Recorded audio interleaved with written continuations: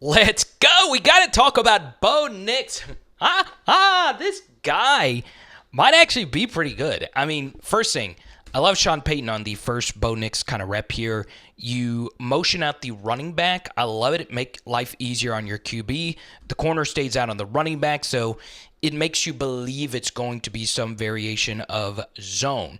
Even though we don't have the all 22, 1, 2, 3, 4, 5, 6, 7, 8, 9, 10. So we know they're in some variation of single high safety. So there's one guy deep back there. So Bo Nix knows if it is single high, I can look left and work back to the right thinking that this is going to be open. The out and up to Dulcich, the tight end, he is kind of late. You could see he's kind of pausing right here. Base is very wide. He does reset, eventually throw it. But the guy at his feet, you notice he couldn't really step into it, as the protection breaks down. And that's what causes this ball to die, okay? If he doesn't get hit at his knees, he's probably throwing this football on target, but it does become an interceptable pass on his very first play. It was a good job right there by Dulcich to break it up. Let's get to this next rep here. And once again, I'm not a coach or a player. These are all my best educated guesses, so I'm going to need your help in the comment section. Let me know if you think Bo Nix should definitely be the starter. This is fine. It is very busy in this pocket. I prefer quarterbacks being able to step up into the pocket, but this footwork, I think most QB coaches will tell you it's noisy. Now, the Colts, remember, they stole Latu Latu in the first round. That's what you get if you have a great pass rusher like that, someone that could bend the edge. But another thing, in 72's defense, this is a deep drop from Bo Nix. So he does eventually step up, reset your feet if you're actually going to throw the football. He decides to throw a floater. It's a little bit of a duck, and it ends up being a very easy incompletion. All right, one of my hardest takes on Underdog Fantasy is Courtland Sutton. I love Courtland Sutton. I think he's getting potentially a QB upgrade, even though some say Russell Wilson was a better fit for his skill set. And why do I love Courtland Sutton? He's a big target. He's a QB's best friend. Latu Latu gets absolutely demolished. This is a really good job right here by Bo Nix. If they're going to give up contain that easy, you're mobile. Let's be a playmaker, okay? So he breaks his pocket here to the left side, and against his body here, throws an unfreaking believably accurate pass to, once again, a big target here in Courtland Sutton. And now we get to the Bo Nix game. This is who he is. Low ADOT, quick passer, all right? You're giving me an easy out, I'm going to take the easy out. And by how quickly he plays, you could see that this double A-gap blitz got home. It doesn't matter when you're throwing the football that accurately and that quickly. When you do that, you give an experienced playmaker like Josh Reynolds a chance to turn upfield and gain the maximum single high safety here, all right? So Bo Nix knows single high versus press down here. If I look left, I know I can work the go back right, all right? The only way this isn't there is if this guy just completely bails out at the snap. The likelihood of that happening is very low based on the distance of these defenders. So Bo Nix knows I'm looking left, and he's predetermining that he's throwing this football to the right. So he knows he has plenty of room to make this throw. Once again, the protection breaks down, but because Bo Nix has played so much football, he understands the game, he's got a great coach in Sean Payton, that ball is perfect. It needs to be caught. It needs to be caught. This is the Courtland Sutton special ball. Courtland Sutton is catching this. So if you like film studies such as this, subscribe, ring the bell. Once again, I'm not the smartest film study analyst out there. I just love doing this, okay? I will tell you, this is a concept that everyone should know. It is the most common concept, I believe, in the modern passing game that is played from high school all the way up to the NFL. It's mesh rail. So mesh is two shallow drags that rub against each other, and there's a rail from the running back. Now, a lot of times, the way I like to run mesh is there is a hook route that is going to be your zone beater, and you have other routes. You have one more route attached to it as well, and it looks like the hook is right here. You get a mesh right here, okay? And it's kind of hard for me to see if this was open to Tim Patrick for the first. Let's see, was it? I think it was. It just depends on where this DB was. You would like to see this get thrown. But Bo Nix decides to tuck and run. And the good thing about tucking and running, versus man coverage, they're going to have your backs turned to you in coverage. So running is a more profitable decision for a QB against man than versus zone. Okay? So Bo Nix, this is a part of his game, right? He can run, and he picks up a really, really nice first down. All right, Audric Estime, another guy I've drafted the hell out of on Underdog Fantasy. Like a ridiculous amount of Estime. More so in the pre-draft process. I don't think this was the best landing spot for him. But once again, this is just Bo Nix football, all right? He is just really good at these kinds of things, okay? Didn't like anything downfield. Kind of tough to see if there was nothing open downfield. Obviously, Kroll, the tight end, over the middle eventually did get open. But this isn't a negative play. It's on first down. You're stretching the defense. So I guess you'll take the 2 yards here. You can see Sean's a little frustrated. Maybe something was open and we don't see it.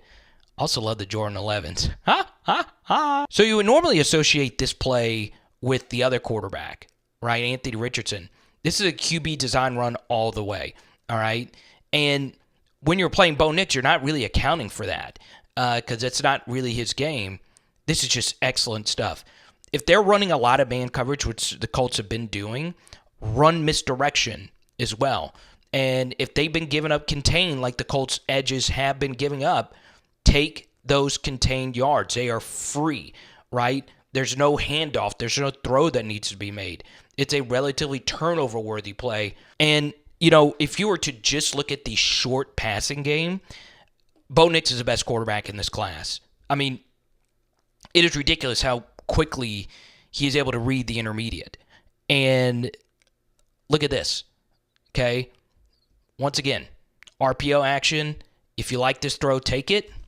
Marvin Mims, hit him on his upfield shoulder, and he does. Okay, not the absolute most accurate throw, but to get it out that quickly, get a tutty. So if you're a Broncos fan watching this, one stat about Sean Payton that sets him above everyone else is his throws to the running back. So of the 20 seasons in NFL history of teams that have thrown the most to the running backs, Sean Payton has 8 of the 20. Now really think about that. 8 of the 20 seasons. So teams know Bo Nix, short area passer, they're trying to get the screen game going. And this one is not just snuffed out. It's snorkeled out. But 74 sees the screen as well, and he decides to not chase Bo Nix anymore, but chase the running back. So Bo Nix sees that. That is excellent guile. Quarterbacks oftentimes are just told to just throw it away if you don't think so. He says no to that, and the danger of that is you could get a legal man downfield. This is a good job by 76 stopping in his tracks. It's really good football IQ because that allows Bo Nix to still throw past the line of scrimmage while taking a hit, hits the tight end wide open. So as a defensive lineman, you always want one lineman to continue rushing towards the quarterback. But Bo Nix, I mean, not forcing it. Kroll is a very interesting player along with Greg Dulcich. I think that's a good young tight end room. This is really good processing for Bo Nix, all right? So they have been running a lot of one high. Now they're running two high, okay? And if you want to see our Spencer Rattler film study, this throw is not easy. I mean, this is a lot of processing power, all right? What the Colts are doing here is running, or what the Broncos are doing here is they're running a smash concept here. So you got a route in the flat, and you got the corner route here. It looks like it's a corner route on this side. That's not there. They have this covered in the flat. This corner is able to play both it's just really well played right here by this corner.